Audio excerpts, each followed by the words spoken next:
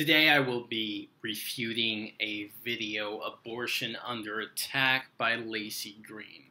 She talks about three things in this video: abortion, pro-life, and sex. And I'm just going to go ahead and get into the abortion part of it.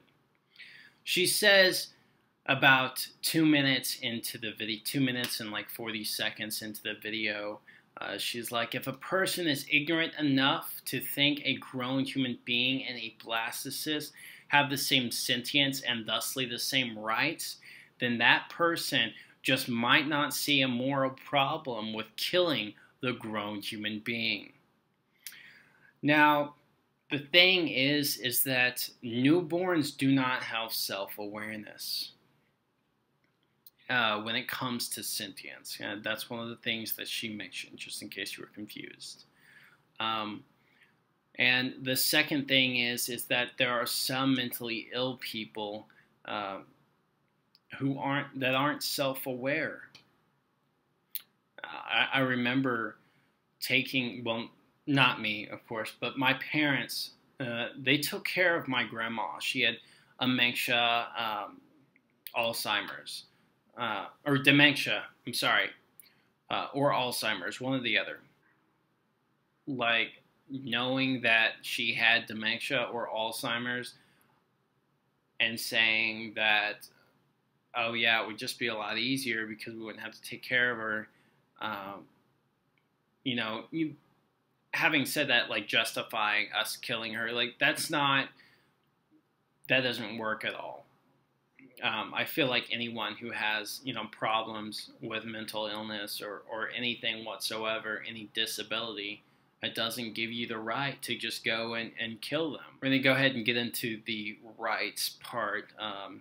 So you obviously believe that we should have equal rights, correct?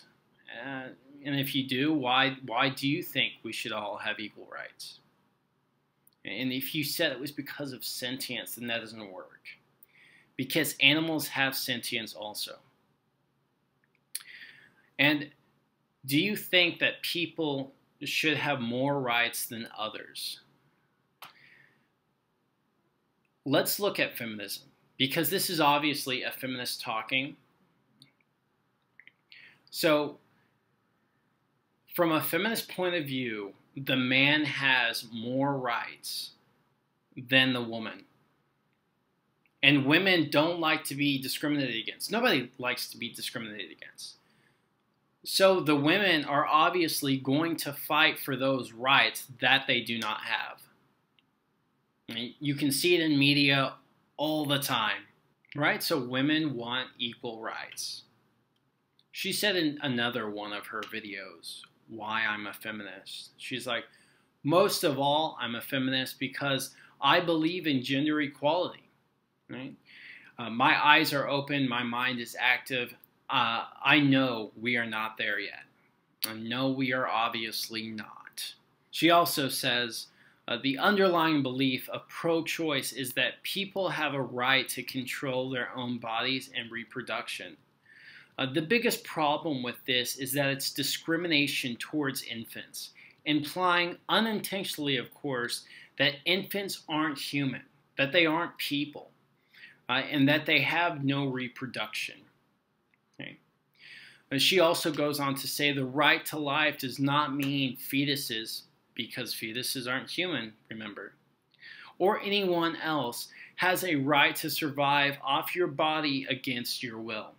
Philosophically, the right to your own body is so imperative, so central to our understanding of ourselves, that people will take drastic measures, including putting their health and lives and other people's lives on the line to preserve their autonomy. Now look, the pro-choice movement can't compete with doctored photos and crocodile tears, but it's important to understand that this is just propaganda. And it's propaganda that's made effective by the fact that a lot of people are scientifically illiterate and easily manipulated emotionally. Now, apparently, this is propaganda in drastic measures. See that? let's get into the pro-life part of it. She goes on to say now that a self-described warrior for babies shot 3 people in a Planned Parenthood. She says somehow the guy was pro-life, implying that the guy was pro-life, but you obviously know that he's not. All he said was that he was a warrior for the babies. And you can find many clips online. I've watched a lot, and all the ones that I've watched have said that he's not have not said that he is pro-life. Okay? He didn't say himself that he was. He only said, yeah, I'm a warrior for the babies. She also goes on to say anti-choicers are also not trying to end abortion. Policies known to reduce the abortion rate, sex education, condom access, birth control access, emergency contraception access. If pro-life are not trying to end abortion, why would you mention them? It doesn't do anything for your argument. She also had this to say, the only conclusion a halfway reasonable person can draw about the pro-life movement is that they are seeking state control over women's bodies and lives in ways that are medically unnecessary, patronizing, and invasive. It's a deliberate attack on women and by extension anyone who can become pregnant. Because I guess men can become pregnant too. It's a deliberate attack on women who are poor, who are disproportionately women of color. Without reproductive choice, gender equality cannot and will not be achieved. And that's exactly their point. Let's go on to the sex part. The sex part is probably my favorite part. It's fascinating what she says. She also says the real motive of the self-described pro-life movement is a deliberate attack. Is a politicized attack on sex and more specifically, female sexuality. The underlying belief is that sex is only for procreation. It's a woman's duty to have babies. Women who have sex for pleasure have broken the rules. She sinned, and she must face the consequences of her actions. Consequences being pregnancy and childbirth. Yes, all of that crap came out of her mouth. Okay, so the first problem with this is that the people who believe that sex is just for procreation are mostly Christians. And Christians, most Christians, don't believe this, like whatsoever. Most Christians believe that sex should not be done outside of marriage. Right? They also believe that being pregnant is a blessing, not a punishment or consequence, like whatsoever.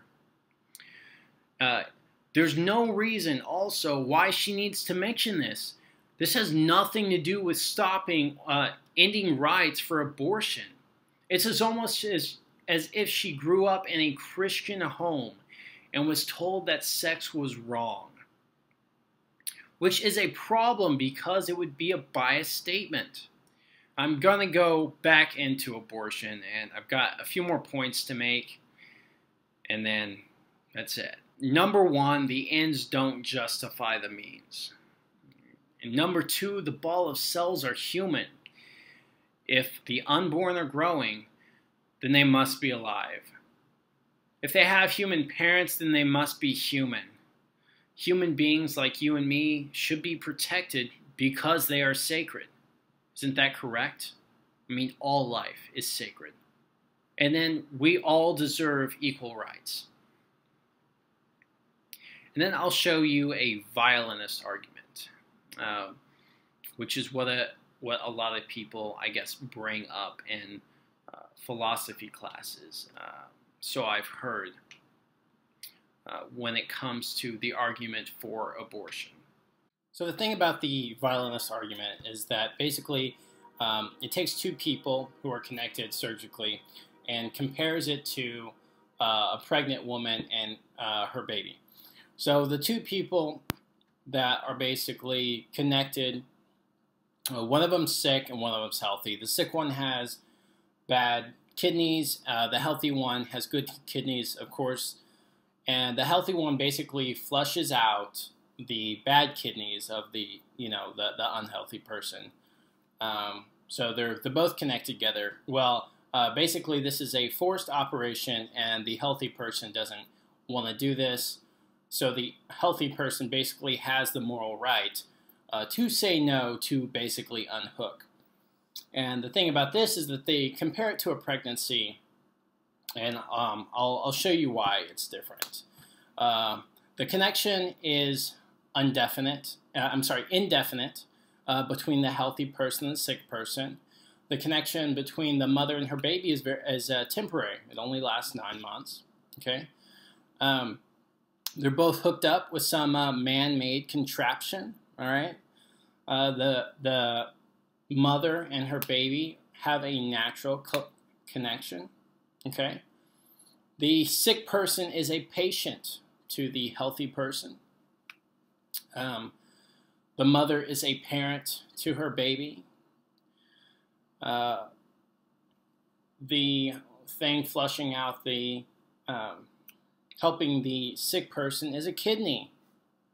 And the thing feeding the baby is a uterus. Okay, they're both taking care, both things to help take care of you. The uterus's job is to feed the baby, just like the kidney of the healthy man's job is to flush out the fluids of the sick person.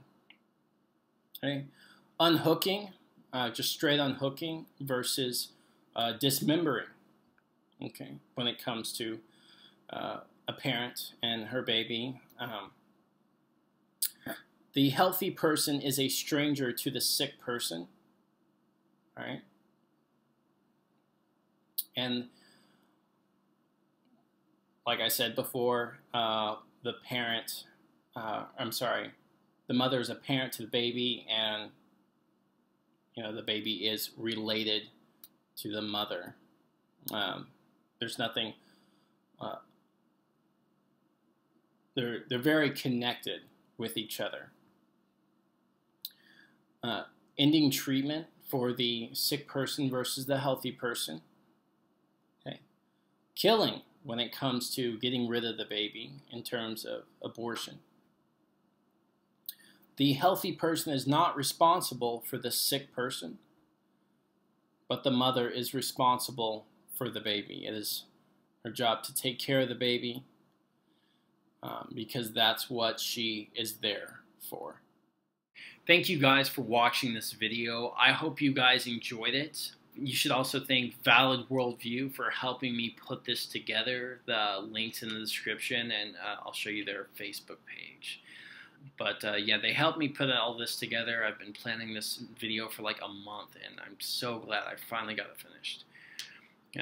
Thank you guys for watching again, and I will see you next time.